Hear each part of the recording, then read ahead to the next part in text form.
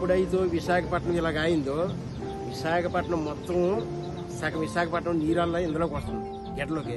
ఆ వచ్చి కొబ్బరి బొండాలు చెత్త నేనిపోయిన చెత్త అన్నది గెటలోకి సందులోకి వచ్చేసి అది వర్షం రాగాలి ఏటవుతుందంటే ఇలా వచ్చేస్తుంది అనమాట.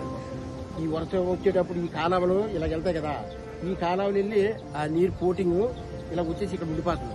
ప్రతి ఏరియా వాటర్ కూడా మాకు ఇక్కడ పెద్ద కాలువకి వస్తుంది. ఆ కాలువలో చెత్తలు చెత్తారాలు అన్ని పడిపోయిన వెంటనే కుక్కలు పిల్లలు అన్ని చచ్చిపోతాయి. చచ్చిపోయినా సరే మా మగోళ్ళు అవన్నీ తీసి పక్కకు పెడతారు. వాళ్ళు తాళ్లు పట్టుకునేది కావదని మేము కూడా ఒక్కోసారి చెత్తలు అయితే మేము చీపులతో తుడుచుకోవడము, పోగులు పెట్టుకోయి మంటలు పెట్టుకోవడం అన్ని జరుగుతున్నాయి.